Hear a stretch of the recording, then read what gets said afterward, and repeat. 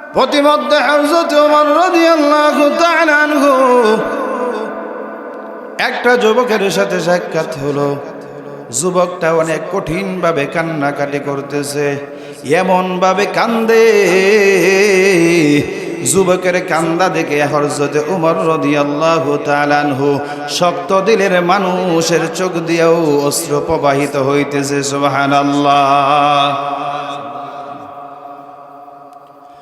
যুবককে হযরত ওমর ডাক দিয়া বলে, যুবক কান্দোস কেন রে যুবক, বল। তখন যুবক ডাক দিয়া বলে, ওমর আমি অনেক বড় গুনাহ করে ফেলেছি, অন্যায় করেছি। আল্লাহ পাক রব্বুল আলামিন মনে হয় আমার মতো নাফরমানকে ক্ষমা করবে না, মাফ করবে না। তখন হযরত ওমর রাদিয়াল্লাহু তাআলা আনহু চোখের পানি মুছতে মুছতে রাসূলের দরবারে হাজির। ও বাবা আমার, বন্ধুরা আমার, দেখবেন আমাদের এলাকার মধ্যে এমন কিছু লোক আছে যাদের কান্না দেখলে আশেপাশের কয়েকজন মানুষও কান্দে, আছে না? এমন ভাবে হযরত ওমর এই যুবকের কান্না দেখে চোখের পানিগুলা মুছতে মুছতে রাসূলের সামনে হাজির। রাসূল ডাক দিয়া বলে, ওমর তোমার চোখে তো আমি পানি দেখি নাই, আজকে পানি কিসের জন্য? তখন আমি হযরত ওমর রাদিয়াল্লাহু তাআলা আনহু ডাক দিয়া বলে, আল্লাহর হাবিব, আমি যখন আপনার সাক্ষাতে আসি রাস্তার মধ্যে একটা যুবককে দেখি এমন ভাবে করুণ সুরে কান্না করতেছে, যার কান্না দেখে আমি ওমরও ঠিক থাকতে পারলাম না।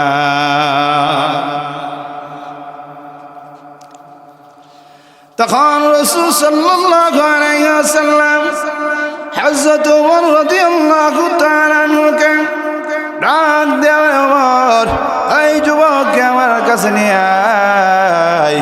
হযরত ওমর রাদিয়াল্লাহু তাআলা আনহু যুবকের কাছে গেল। যাওয়ার পরে যুবককে ডাক দেয়া, যুবক রাসূল তোর সাথে সাক্ষাৎ করবে, রাসূলের দরবারে হাজির হ। যুবককে নিয়ে যখন রাসূলের দরবারে ওমর হাজির হলো, তখন রাসূল সাল্লাল্লাহু আলাইহি ওয়াসাল্লাম যুবককে ডাক দিয়ে বলে, যুবক কান্নার কারণ কি? তুই কাঁদতেছিস কেন? কান্নার কারণটা বল। যুবক ডাক দিয়া বলে, আল্লাহর হাবিব, আমি অনেক বড় গুনাহ করে ফেলেছি, অন্যায় করে ফেলেছি, এই গুনাহের জন্য কাঁদতেছি।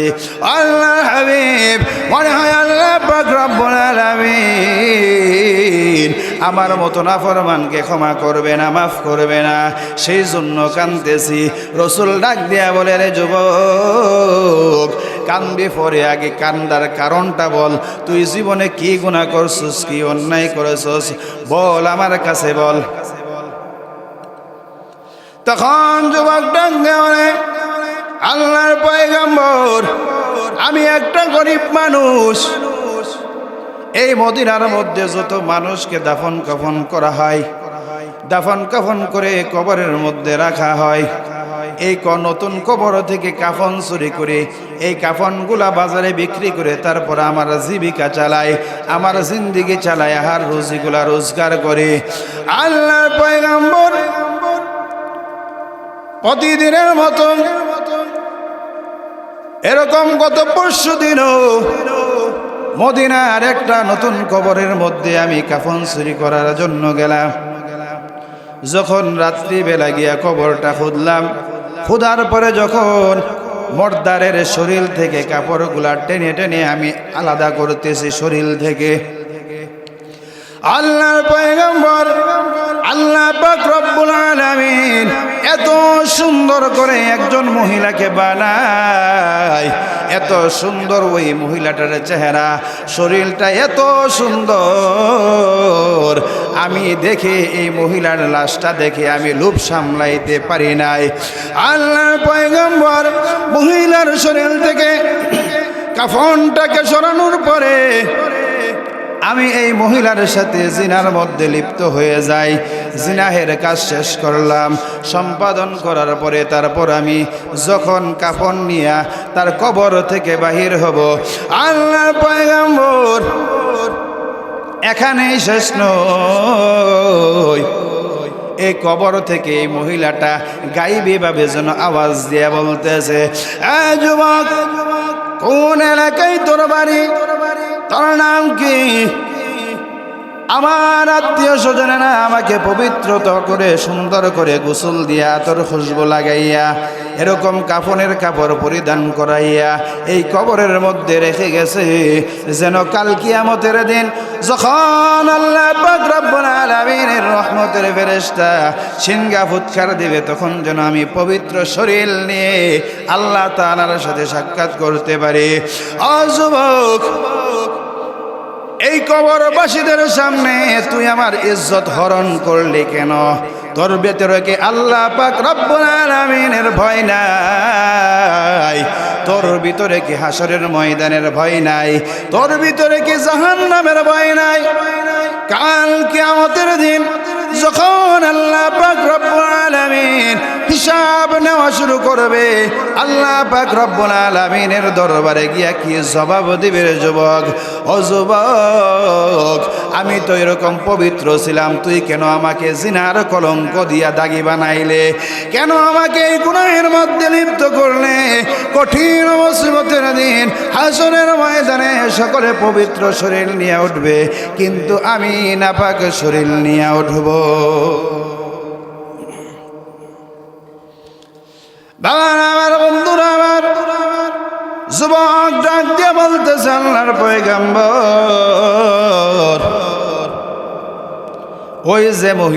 ওই যে মহিলার আর্তনাদ আওয়াজ, এই আওয়াজ এখনো আমার কানের মধ্যে বাজতেছে। আল্লাহর পয়গম্বর, মনে হয় আল্লাহ পাক রব্বুল আলামিনের আসমানের নিচে জমিনের উপরে আমার থেকে আর নাফরমান গুনাহগার কেউ নাই। আল্লাহর পয়গম্বর, আল্লাহ পাক রব্বুল আলামিন কি আমাকে ক্ষমা করবে কিনা? রাসূল সাল্লাল্লাহু আলাইহি ওয়াসাল্লাম ডাক দিয়ে বলে, আল্লাহর নাফরমান, এত বড় গুনাহ করছিস কেন? এমন গুনাহ তো কেউ কোনো মানুষ করতে পারে না। মানুষের গুনাহের তো সিস্টেম থাকে, কিন্তু তুই যে গুনাহ করছিস, এত বড় গুনাহ তো কোনো মানুষ করতে পারে না।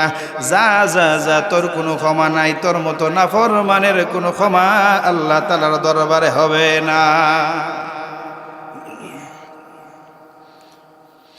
বাবারা আমার, বন্ধুরা আমার, যখন রাসূল সাল্লাল্লাহু আলাইহি ওয়াসাল্লাম এমন ভাবে যুবকটাকে তাড়াইয়া দিল, যুবক চিৎকার দিয়া মদিনার শহর থেকে বাইর হইয়া পাহাড়ের চূড়ায় চলে গেল। পাহাড়ের চূড়ায় গিয়া আল্লাহ পাক রব্বুল আলামিনের দরবারে সিজদা দিয়ে কান্দে, মালিক, জীবনে বড় গুনাহ করেছি, অন্যায় করেছি। আল্লাহ, তোমার দরবার ব্যতীত কোনো দরবার নাই। আল্লাহ, তুমি আমাকে ক্ষমা করে দাও, মাফ করিয়া দাও। এমন ভাবে করুণ সুরে যুবকটা তওবা করতেছে, আল্লাহ তাআলার দরবারে বলতেছে, গুনার বোঝা মাথায় লয়া মাওলা ঘুরতাছি, গুনার বোঝা মাথায় লয়া মাওলা ঘুরতাছি, মাফ করে দাও। দামের বাউলার পক্ষ থেকে আল্লাহ পাক রব্বুল আলামিন আমাদের প্রধান অতিথিদেরকে আরো দীর্ঘ হায়াত দান করে, সকালে বলে না আমিন। আচ্ছা, আমাদের সভাপতি আসছে, নারায়ে তাকবীর। সভাপতি সাহেবের আগমন। আল্লাহ তাআলা সভাপতি সাহেবকেও নেক হায়াতে তয়্যিবা দান করো, সকালে বলে না আমিন। এমন ভাবে যুবক কান্নাকাটি করতেছে, যখন কান্নাকাটি করতেছে, আল্লাহ পাক রব্বুল আলামিন যুবকের তওবাকে কবুল করে নিয়েছে। আল্লাহ তাআলা জিবরাইল আমিন ফেরেশতাকে পাঠাইলো, ও জিবরাইল, আমার হাবিবকে গিয়ে প্রশ্ন করবা, ক্ষমা করা না করা কি আমার হাবিবের অধিকার কিনা? আমি আল্লাহ তাআলার অধিকার। ক্ষমা করার মালিক কে? কেন ওই যুবককে নৈরাশ করে তাড়াইয়া দিল? আমি আল্লাহ পাক রব্বুল আলামিন এই যুবককে ক্ষমা করে দিয়েছে, মাফ করে দিয়েছে। জিবরাইল আমিন ফেরেশতা রাসূলের কাছে আসলো, আসার পরে বলতেছে, আসসালামু আলাইকা ইয়া হাবিবাল্লাহ।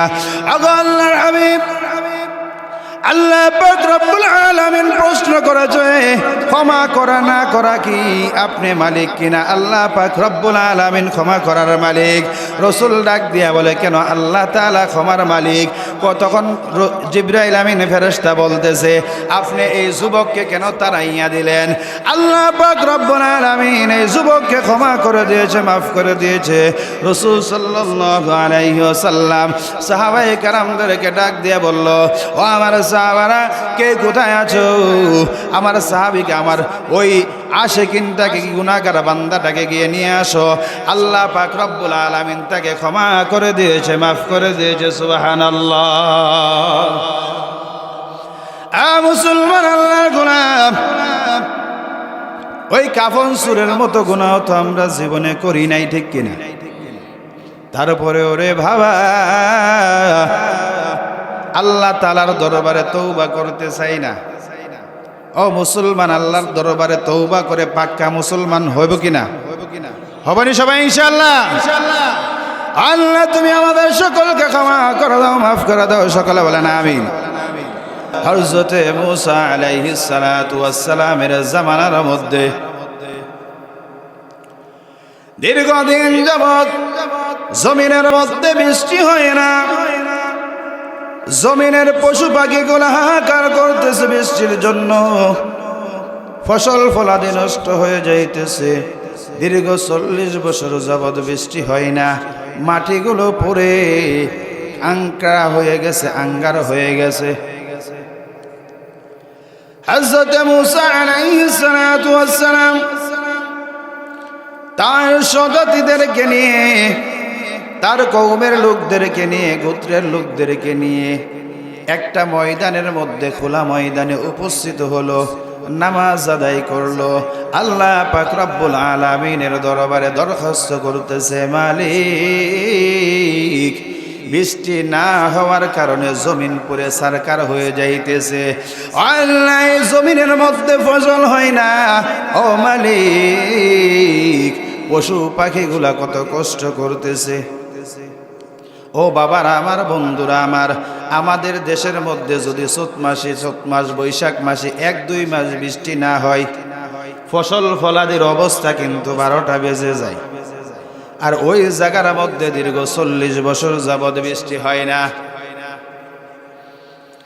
আমাদের এলাকার মধ্যে দেখা যায়, মুসলমান, যদি বৃষ্টি না হয়, আমরা যখন ছোট্ট অবস্থায় ছিলাম দেখছি এলাকার যুবকেরা মিলে মিলে এরকম ভাবে বৃষ্টি আসার জন্য প্রত্যেকের বাড়িতে বাড়িতে গিয়া গীত গাইতো আর চাইল উড়াইতো, বৃষ্টির জন্য দোয়া করতো, ঠিক কিনা?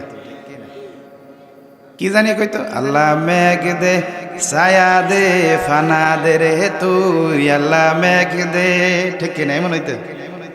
আসমান হইল ফুটা ফাটা ফাটা, জমিন হইল ফাটা ফাটা, আসমান হইল মেঘে, এই জমিনে ছায়া আছে, মেঘ দিবার আশায়, আল্লাহ মেঘ দে, ছায়া দে, ফানা দে রে তুই, আল্লাহ মেঘ দে। এমন গীত গাইতো কিনা? হ্যাঁ বাবারা আমার, বন্ধুরা আমার, এরকম ভাবে হযরত মূসা আলাইহিস সালাতু ওয়াস সালাম তার সহযাত্রীদেরকে নিয়ে, কিন্তু এই যে আমরা যে গীত গাইতাম, আসলে কিন্তু মেঘ চাওয়ার জন্য এই গীত না, কিনা? এই গীত না। আর বাড়িতে গিয়া গিয়া এরকম ভাবে এই গীত গায়া গায়া চাইল উড়ানো, এটা কোনো ইসলামী শরীয়তে নাই। ইসলামী শরীয়তের মধ্যে বলছে, বৃষ্টি হইতেছে না, সলাতুল ইস্তিসকা আদায় করেন, আল্লাহ পাক রব্বুল আলামিন বৃষ্টি দিবে। এরকম ভাবে আল্লাহর পয়গম্বর হযরত মূসা আলাইহিস সালাতু ওয়াস সালাম তার সহযাত্রীদেরকে নিয়ে খোলা ময়দানে চলে গেল। আল্লাহ পাক রব্বুল আলামিনের দরবারে নামাজ আদায় করে আল্লাহ তাআলার কাছে দরখাস্ত করতেছে, মালিক, ও আল্লাহ বৃষ্টির জন্য হাহাকার করতেছে পুরা জাতি, পশু পাখিগুলো হাহাকার করতেছে, জমিন হাহাকার করতেছে। ও আল্লাহ তুমি আমাদেরকে বৃষ্টি দাও। ও বাবারা আমার, বন্ধুরা আমার, যখন এমন ভাবে আল্লাহর পয়গম্বর হযরত মূসা আলাইহিস সালাতু ওয়াস সালাম আল্লাহ তাআলার কাছে দোয়া চাইতেছে, আল্লাহ পাক রব্বুল আলামিন ডাক দিয়া বলে, রে মূসা তোমার দোয়া কবুল হবে না, আমি আল্লাহ পাক রব্বুল আলামিন বৃষ্টি দেব না।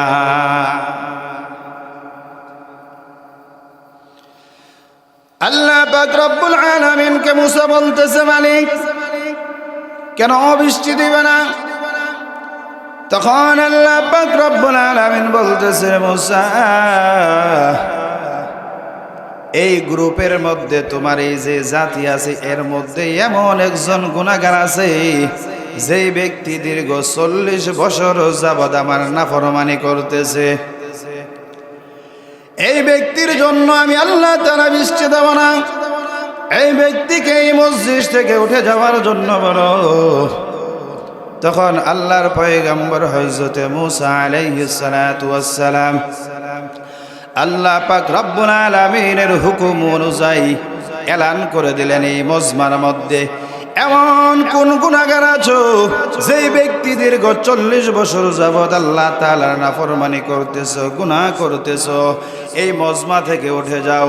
ও বাবারা আমার, বন্ধুরা আমার, সাহিবুল বাইতি মা আদরাকাফি, গরলাই গরের খবর ভালো জানে।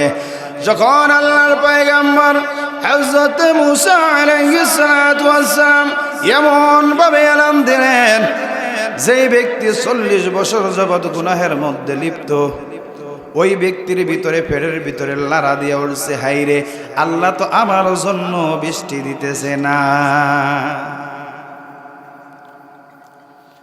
সাথে সাথে বাবারা আমার, বন্ধুরা আমার, এই ভরপুর মজলিসের মধ্যে, মজমার মধ্যে রুমালটা সামনের দিকে ছেড়ে দিয়ে আল্লাহ পাক রব্বুল আলামিনের দরবারে দরখাস্ত করতেছে, মালিক জীবনে অনেক গুনাহ করেছি, অন্যায় করেছি রে মাওলা, আল্লাহ জিন্দেগিতে আর গুনাহ করব না। ও মাওলা পাক তুমি আমাকে ক্ষমা করে দাও, মাফ করিয়া দাও। এরকম ভাবে আল্লাহ পাক রব্বুল আলামিনের দরবারে দরখাস্ত করতেছে। ও বাবারা আমার, বন্ধুরা আমার, এই যুবক ডাক দিয়া বলে, মালিক আমি যদি এই ভরপুর মজমা থেকে উঠে যাই, মজমার সকলে আজকে আমাকে চিনতে পারবে আমি 40 বছর যাবৎ তুমি আমার সাথে নাফরমানি করতেছি। ঠিক কিনা?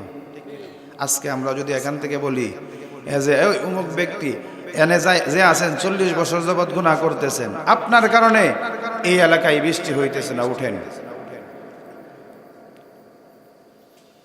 সে সমাজের মধ্যে যেই পর্যায়ে লোকই হোক না কেন তার এখান থেকে উঠতে শরম লজ্জা পাবে কিনা? পাবে। এরকম ভাবে ওই ব্যক্তিটা বলতেছে, মালিক তুমি আমাকে এই মজমার মধ্যে লজ্জিত করো না, আল্লাহ তুমি আমাকে ক্ষমা করে দাও, মাফ করিয়া দাও। ও মালিক ওয়াদা দিতেছি সামনে থেকে আর কোনোদিন তোমার নাফরমানি করব না। এমন ভাবে যখন ওই ব্যক্তি আল্লাহ পাক রব্বুল আলামিনের কাছে তওবা করলো, আল্লাহ পাক রব্বুল আলামিন তওবা কবুল করে সাথে সাথে বৃষ্টি নাজিল করে দিল। সুবহানাল্লাহ। আল্লাহর পয়গম্বর হযরত মূসা আলাইহিস সালাতু ওয়াস সালাম আল্লাহ পাক রব্বুল আলামিনকে ডাক দিয়া বলে, মালিক তুমি আমাকে কেন এতগুলা মানুষের সামনে লজ্জিত করছো? কই এই মজমা থেকে তো কেউ উঠে নাই, কিন্তু তুমি বৃষ্টি নাজিল করলা কেমন করে? তখন আল্লাহ পাক রব্বুল আলামিন বলতেছে, ও মূসা যেই ব্যক্তির কারণে আমি আল্লাহ বৃষ্টি বন্ধ করে রেখে দিয়েছিলাম, ওই ব্যক্তির জন্যই আমি আল্লাহ পাক রব্বুল আলামিন বৃষ্টি নাজিল করেছি। সুবহানাল্লাহ। ও বাবারা আমার, বন্ধুরা আমার, মুসলমান আল্লাহর গোলাম, 40 বছরের নাফরমানের গুনাহ যদি আল্লাহ তাআলা ক্ষমা করতে পারে, আমি আপনি তো মুসলমান, মাঝে মধ্যে নামাজ আদায় করি, আল্লাহ তাআলাকে ভয় করি, রমজানের সময় রোজা রাখি, রমজান আসলে নামাজ আদায় করি, শুক্রবার দিন জুমার দিন জুমা আদায় করতে যাই, এত বড় গুনাহ করি না, তারপরেও মুসলমান আমরা আল্লাহ তাআলার রহমত থেকে নৈরাশ হয়ে যাই। ঠিক কিনা? ঠিক কিনা? মুসলমান গুনাহ হবে। নাসিয়া আদম ফানাসিয়া বানু আদম আলাইহিস সালাতু ওয়াস সালাম ভুল করেছে, যার কারণে তার সন্তানেরা ভুল করে থাকে। এই ইনসান, মানুষের আরবি হলো ইনসান। কি মানুষের আরবি? কি ইনসান। আর এই ইনসানটা নিসিয়ানুন মাদ্দা, তার মাদ্দা হলো কি নিসিয়ানুন মাদ্দা। আপনারা বুঝবেন না, উলামায়ে কেরাম যারা আছে তারা বুঝবে। মাদ্দা অর্থাৎ মূল হরফ হলো নিসিয়ানুন, অর্থাৎ এই তার অর্থই হলো ভুল। ঠিক আছে? ও বাবারা আমার, বন্ধুরা আমার, গুনাহ করবেন, ভুলবশত যদি গুনাহ হয়ে যায়, সাথে সাথে আল্লাহ তাআলার দরবারে তওবা করতে হবে। আল্লাহ পাক রব্বুল আলামিন ক্ষমা করে দেবে, মাফ করে দেবে। আল্লাহ পাক রব্বুল আলামিন বলতেছেন, ওয়ামা তাবা মিন বাদি যুলমিহি ওয়া আসলাহা ফাইন্নাল্লাহা ইয়াতুবু আলাইহি ইন্নাল্লাহা গফুরুর রহিম।